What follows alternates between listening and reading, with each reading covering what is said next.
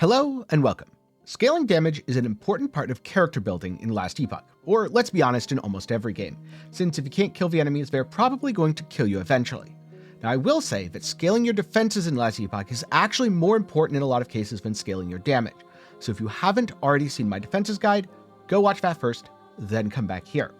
But if you want to know how to hit harder, I'm going to go over the basics like what is a critical strike, a little bit of the interactions between base damage, increases, and multipliers, and get into some slightly more advanced topics, like how do ailments work because they're a little confusing, along with ending the video with a few examples of builds putting all of this into practice. Now, one big difference between Last Epoch and many other ARPGs is that there's dynamic boss damage reduction. This results in you roughly hitting as hard as someone else who has a lot less DPS than you. You'll start out hitting harder, but then the boss will gain a massive damage reduction and you'd have to stop DPSing entirely for that to decay away. So, in most cases, builds go for super high defenses and a little bit of damage, though there are some exceptions where a build can actually overwhelm that DR and kill an enemy through it. This is also why a lot of fights tend to be the same length and why you might feel like your damage falls off after you hit a boss for a little bit. Now, before I get into things, I'd like to talk about this video's sponsor, you guys. That's right, there's no actual sponsor for this video, but your direct support, either through Patreon or through purchasing Last Epoch using my Nexus, goes a really long way to help me make videos. It's January and February, the time of the year where ad rates are terrible, and this year they've been even worse than usual. And so I wouldn't be able to do this without your support. Links to support are down below, and while you're down there, be sure to get subscribed so that you don't miss my upcoming videos where I talk about some more practical applications, i.e. builds in Last Epoch. But for now, let's get into the damage scaling. The first thing that you need to understand to scale your damage is, well, how damage works. This can sort of be thought of as three different types: flat or base damage, increases, and multipliers. Most weapons in Last Epoch give flat damage, and they act as stat sticks, meaning you don't have to directly use the weapon as part of executing your skill for the damage to apply. Some examples of this could be melee damage, throwing damage, or bow damage, but it's always listed as a number, not a percentage. There are also some skills and subskills which have their own base damage. Now, effectiveness is a damage multiplier, i.e., this skill has 200% effectiveness of added damage. So if you have 50 base damage, your skill now does 100 due to the 200% effectiveness. Think of this as scaling the damage is more effective because this skill is meant to hit hard. Some skills are made to hit hard, other skills are made to hit fast. This can get a little bit confusing because sometimes for damage over time skills, there's an effectiveness or there's an effectiveness per second, which takes into account the skill's base duration. Next up, you have increases to damage. Which ones apply are based on tags, and there's a lot of sources of increased damage. They're a pretty common prefix, you get it from many passives, and you can even find it within the skill tree or through global buffs. Some examples might be increased spell damage, increased fire damage, or increased elemental damage over time. Now, what applies to your skill depends on the tags. And much like in Path of Exile, spell damage does not apply to dots, at least not inherently. So, if you have a skill, which is inflicting an ignite, a fire ailment that deals damage over time, spell damage wouldn't apply there. And even if a hit inflicting that ignite is a spell, such as from Frostclaw, the ignite itself is still a damage over time ailment and not a spell. Increases to fire damage, those work. Increases to elemental damage over time, those have really big numbers on them, so they work excellently. But increases to spell damage do not apply. Some attributes also grant skills and the ailments they inflict increased damage, meaning that attribute stacking is often a pretty efficient way to scale your DPS, especially if you can get an effect which gives you flat or base damage per ailment you have. It's important to note that all increases combine additively. So if you have 100% increased fire damage, 50% increased ignite damage, and 250% increased elemental damage over time, that's just 400% increased damage, and your ignite will deal 5 times its base. On the other hand, more damage modifiers are multiplicative. So when something says deal 10% more damage, this means multiply the skill's damage by 1.1.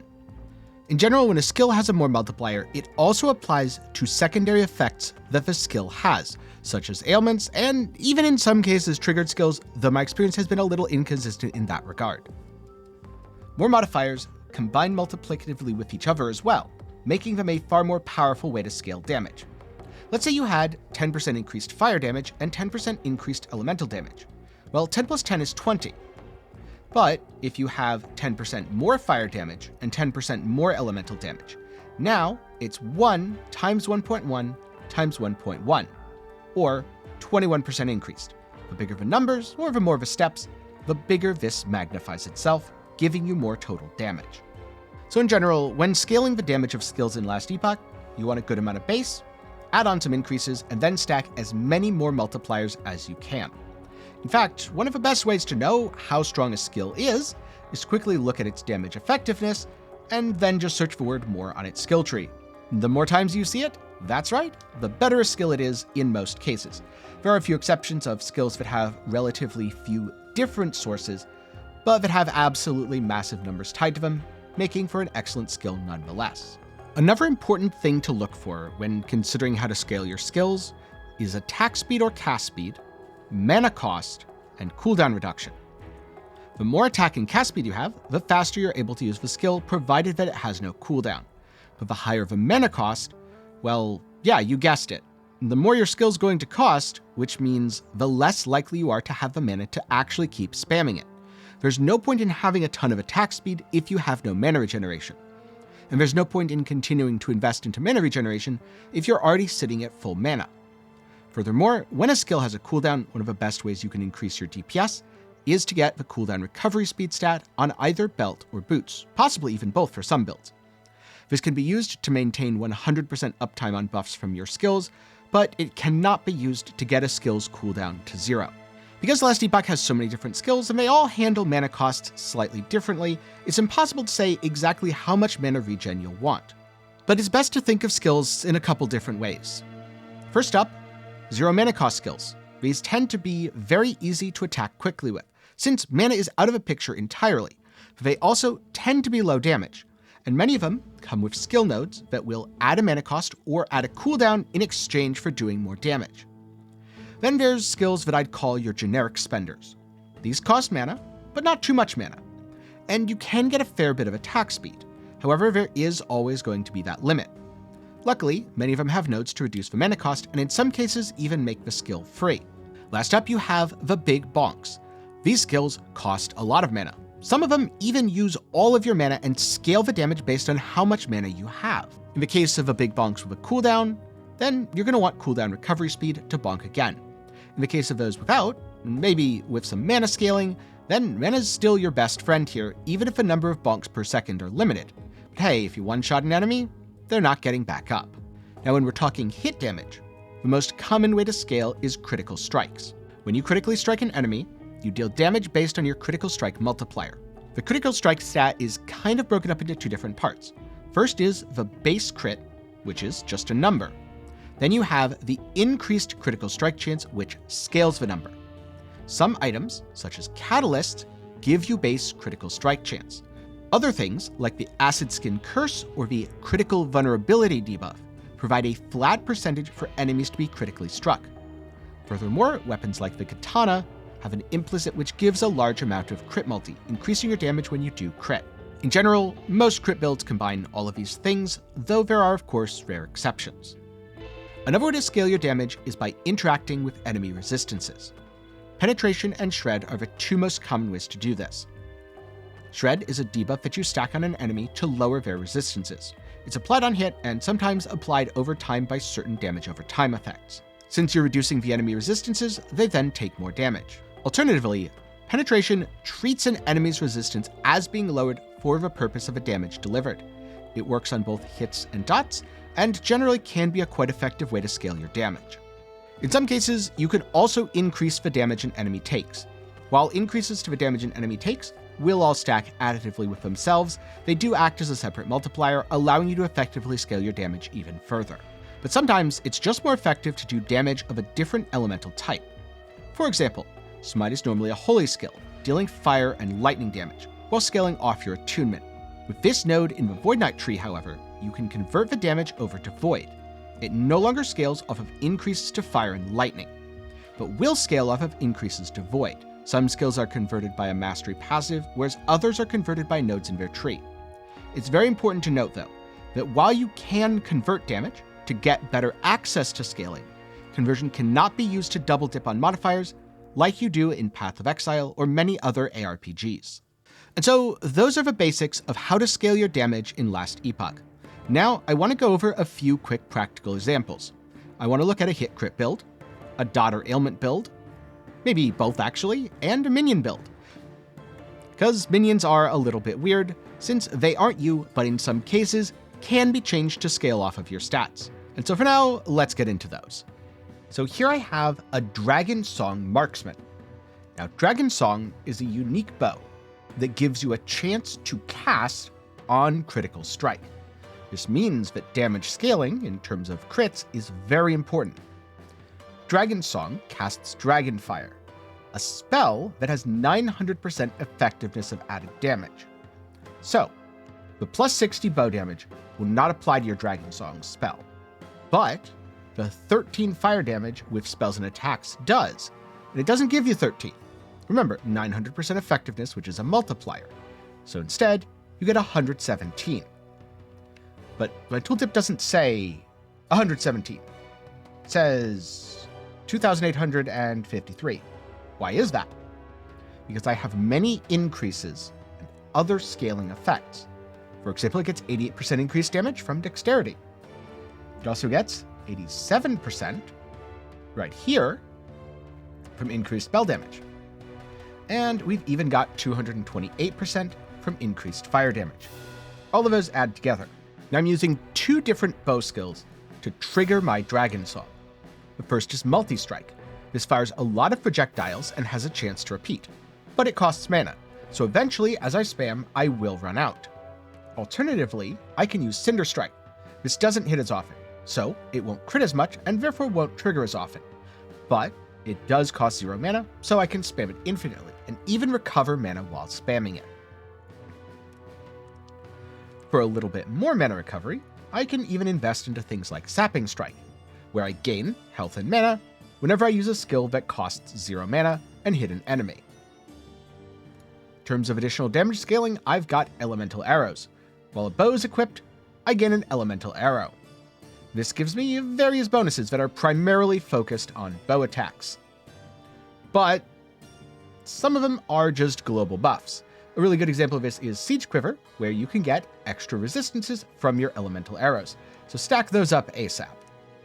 Don't mind these. This setup is very, very scuffed and mostly put together for the sake of demonstration.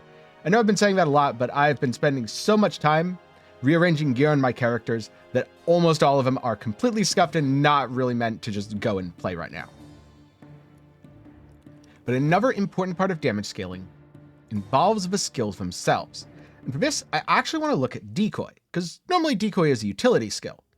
But if you're wearing a Kelfin Blasting Agent, it turns your decoy into a powerful bomb that absolutely destroys enemies. This can crit, and based on the tags, fire, throwing, attack, area, dexterity, it scales off of a lot of the same things as the Dragon Song setup, so they're often used together. Also, it just so happens that you get a bunch of fire penetration, which is a really good way to scale your damage. So coming into Decoy, how do you know Decoy can do a lot of damage? Remember what I said, look for the word more. Let's see what magic the word more is highlighted here. Oh, the final explosion deals more damage, multiplicative with other modifiers. Final explosion deals more damage, multiplicative with other modifiers. Final explosion deals more damage, multiplicative with other modifiers. There are so many things that say deal more damage. And you can also check here 600% effectiveness. So if there's any throwing attack damage that you happen to have on gear, oh boy, is it nice. Now, technically speaking, a bow attack isn't quite the way to go with this, because Decoy is a throwing attack and bow and throwing are not the same thing. But if you're looking for just an extra button that you can hit for some big booms, which is especially effective on an undergeared character, it works off of enough of your scaling that it is compatible.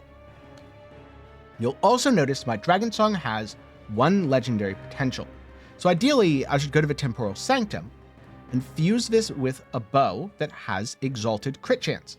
That way, instead of just getting the 4% crit chance for fire skills, I can get some bow crit chance, which will hopefully mean that my multi-shots crit more, thus triggering more dragon fire, thus dealing more damage. So for example, here on the passives, this is just the word crit. I've got a Assassin's Quiver. This increased critical strike chance is global. It'll apply to the dragon fire, it'll apply to the attack applying it, and it'll even work on my decoy. On the other hand, Windmaker is a debuff on enemies. It applies to any hits against that enemy. And then Heightened Senses, while it does give crit, this says bow critical strike multiplier. So my Cinder Shot and Multi-Shot will do more damage from this, but I'm really just taking it for the crit strike avoidance, which is a very crucial defensive stat. For more about that, see my defenses guide. Then up here, increased crit strike chance. You want to stack up your Barrage of Pain to max out your crit, because again, this is a global bonus. On the other hand, each stack of Bow Mastery with Barrage of Pain gets you crit multi. It being generic, it doesn't say bow critical strike chance with bow attacks or anything like that. So this multi does apply to everything, making it great scaling for a Dragon Song build. And so that's just a few of the ways in which you'd scale a cast on crit build, or really any build on a marksman that's heavily reliant on crit. Each different class scales things slightly differently. I wanted to use this one as an example, because you really can't get more importance on critical strikes than when you're playing a cast on crit build. Now this is a necrotic damage over time lich that primarily focuses on generating a lot of wandering spirits who wander around dealing damage, and then firing off hungering souls, which possess enemies to deal even more damage. What I wanted to highlight here is the way that you can use skill trees to massively boost your DPS. So first up, we have Hungering Souls. And what do you see in here? I'm not taking a lot of the things with the word more, but what I am taking, Unholy Trinity. They deal more damage if you have exactly 3 minions. And as it turns out, Summon Skeletal Mage can get you exactly 3 minions. In this case, I'm also using Summon Skeletal Mage to teleport around. It's Skeleport, the best reversal skill, because it's called Skeleport. I'm also focusing in on the Wandering Spirits, doing some things that don't necessarily say they increase their damage, but do actually work massively. Familiar Souls, for example, reduces the reveal range. This focuses all the Wandering Spirits directly on top of you, causing more of them to deal damage to the enemies, thus increasing your DPS. You can also use things like Ethereal Haunt, where the reveal duration goes up and the cooldown duration goes up. Reveal duration means the spirits keep spawning, but the longer cooldown means you can't spam the skill as much, thus increasing its mana efficiency. Now the interesting thing about Lich is you get both Reaper Form and Death Seal. These are buffs on you that have various effects when active. For example, a Soul for a Soul means you get 80% increased damage while you're in Reaper Form. This is a great way to help bolster your damage, and you can even add Mistress of Decay for another 40% increased damage over time. These are all various ways to scale your damage without even equipping any items. Not that those don't do anything either. The same thing here. I'm triggering my Hungering Souls during my Death Seal, thus adding extra DPS, because that's one button I don't really have to worry about. Oh, and I'm getting increased damage for every 3% missing health, and when you Death Seal, you're missing a lot of health. So let's see. There's Reaper Form, we're nice and spooky. We Death Seal, we're missing a bunch of health, and our damage goes way up. Look at that tooltip. Oh, and look at all those beautiful Hungering Souls firing off. In addition, I'm getting things like increased damage while transformed. It's a conditional increase. It applies to all my damage, provided that I'm transformed. Or I'm using something like Marina's Lost Soul. Gives spell necrotic damage, does tend to apply to dots. We've got some cast speed. We've got necrotic penetration with Possess, a special effect that comes specifically from using Hungering Souls. And I have to put Damned on myself. I'm damned when I cast a spell, and I cast lots of spells. It reduces my health, but hey, Sometimes you just gotta sacrifice stuff. Now, Hungering Souls, it has a pretty decent effectiveness, but overall not the best. On the other hand, 140% here, and Wandering Spirits hits a lot. Also, just look at these tooltips for a second. 51 and around 11,000. Now it's down to 34 and 7,000. We'll just wait for this to come off cooldown, so you can see just how impactful layering buffs is. There we go. So, 34.6, 7.2. Back up to 46, 98, 134, 18. It's constantly changing because things are a little dynamic. That should give you an idea of how impactful a proper skill setup can be and the ways in which it bolsters gear.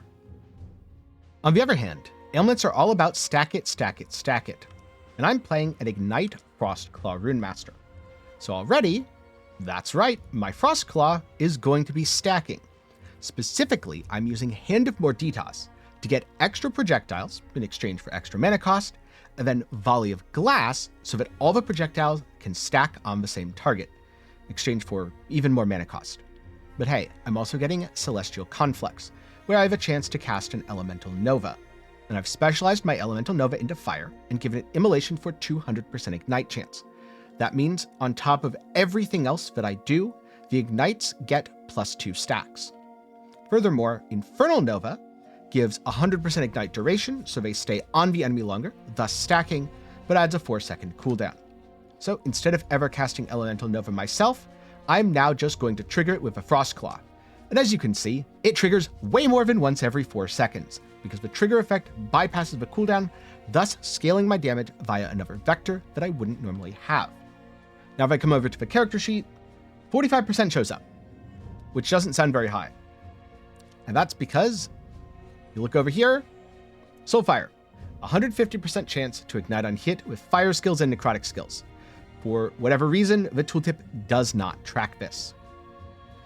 And so, Frostclaw is converted over to fire in my tree. It counts as a fire skill, therefore it gets 150%. And if I got an LP Firestarter's Torch, I could easily get Ignite chance as a suffix. Could also probably get it here or there on gear, but overall, I'm definitely going to be igniting things quite a bit. Now, another very interesting thing with this setup is I have a couple of additional skills which aren't technically Ignite, but they definitely look like it, right? These are fire damage over time skills, and I've again built them out to work pretty similarly to everything else. So Flaming Scroll converts lightning to fire, shock chance to ignite chance. Because it deals damage over time, it doesn't inflict ignite on hit. Instead, every half second, enemies standing on it get +3 ignite stacks. And then Fan the Inferno increases the frequency based on, your chance to ignite. So the higher the chance I have to ignite, the faster they get ignite stacks without actually scaling it the way you would a normal hit. Alternatively, you can come over here and look at Brand of the Invaders. Normally this is Frostwall, but with Pyroglass, Frostwall becomes Firewall. It turns into Fire Shred, lowering enemies' fire resistance so my ignites deal more damage. And Brand of the Invaders gets me a special debuff, Brand of Trespass, an ailment that deals 400 fire damage over 3 seconds, but does not stack. So I just drop the wall on enemies and watch them burn. The last thing that I wanted to talk about is Ignite. You'll notice a bunch of numbers here. Bleed damage, 124. This is the base damage, so 1 bleed on an enemy does 124 damage over its 3-second duration.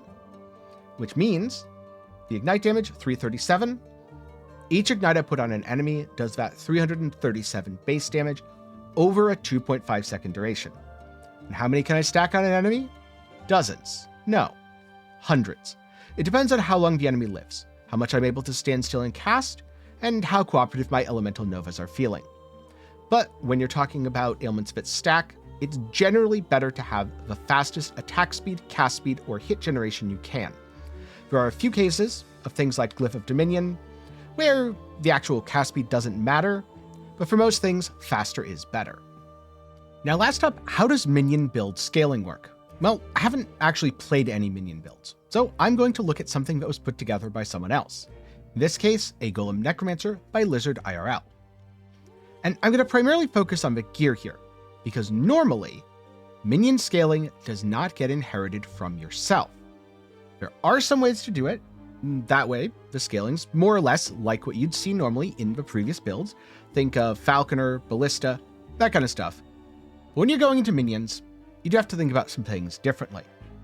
For example, right here we have a Scepter with increased minion damage. That applies. Increased minion spell damage, which also applies. Minion physical damage. All these fun things that apply directly to your minions. We've also got Death Rattle, a really awesome item that gives minions crit multi. They take increased damage, not always good, and it gives a bonus to the sacrifice skill. Now the build's using Summon Bone Golem for most of its damage. The Bone Golems themselves are spamming Rip Blood to proc Bone Nova, their retaliation effect. And Dreadshade is basically how you buff all minions. Dreadshade's really, really cool. It kills your minion in exchange for making it much, much stronger. So there's a lot of scaling on gear. And specifically the scaling on gear, you're looking for the word minion. But then, when you come down here, and you look at some of the skills, we've got a nice bony boy. We've got Fragments of a Fallen, which makes him real big. I don't actually know how effective this is in small areas. I haven't tried the AI. Certainly looks awesome, though. Then the Projectiles Pierce, that gives it more clear. For Rip Blood, there's going to be a node somewhere. Yeah, here we go. Marrow Drinker. This allows you to spam on the minion itself, which is why, going back to the weapon, cast speed's relevant. Your cast speed means you rip blood, which means you hit the minion, and the minion deals damage. Dreadshade, basically you just put all the buffs on the minion. And I'm guessing you want to keep it alive for 18 seconds, so that way you can always put Dreadshade on your Bone Golem and give the Bone Golem a 100% crit chance. That just negates having to scale crit at all, and scaling crit on minions can be difficult, so why not just skip it? These are just a few of the ways in which you would scale a minion build. Minion builds are probably some of the most diverse builds in Last Epoch, but also because I haven't played them, I can't really speak from experience. That said, I do plan to play a Falconer minion build, so I'll know more about it soon and be able to talk about that as well. And so that's how you scale damage in Last Epoch. In general, you'll want to look for things that have strong synergies. If you're seeing the same word pop up over and over again, or you're going to use one stat to scale multiple skills, then odds are it's going to be pretty good. Using one skill to trigger another is also a great way to get around some of the downsides of normal scaling, i.e. if you have a bonus that gives a lot of damage at the cost of cast speed, but then you trigger that with an attack, now you can scale positive attack speed while still getting the bonus. So wait, that's basically just Void Knight hammered in, which I did talk about recently. So if you want to see another practical example of how to scale damage in Last Epoch, check out my Void Knight hammered in video after you finish up with this one. But now I'm curious. What's your experience been scaling damage in Last Epoch? Has it been easy, or do you find that you struggle for DPS? And also, how do you feel about boss DR? Personally, I think it kind of robs me of the experience of making a build that feels awesome, because I'll be destroying a boss and then my damage just feels like it falls off. So hopefully that's something that EHG addresses in the future, but I'm curious about your thoughts as well. And last up, if you're looking for a little bit of extra reading, I'll link to some defensive guides over at Maxroll that go over a lot of the things I covered in this video and I think a bit more. Now before I go, a special thanks to my patrons and channel members for their continued support. For as low as $1 a month, you can help make videos just like this possible. And hey, you might even see your name on screen just like these fine folks here. Link to support is down below. But that's all for me today. I honestly don't do beginner guides too often, because usually when I'm playing a game, I know so much about it that I can't imagine what questions a beginner might have. Luckily with Last Epoch, I've played it relatively little in comparison to something like Path of Exile and Torchlight Infinite. Only a mere 700-ish hours, which meant that I was still able to ask a lot of those questions because there are things that I remember myself asking at some point in the not too distant past. So with that said, I hope you learned something, good luck on your Last Epoch journey, and I'll see you again sometime soon.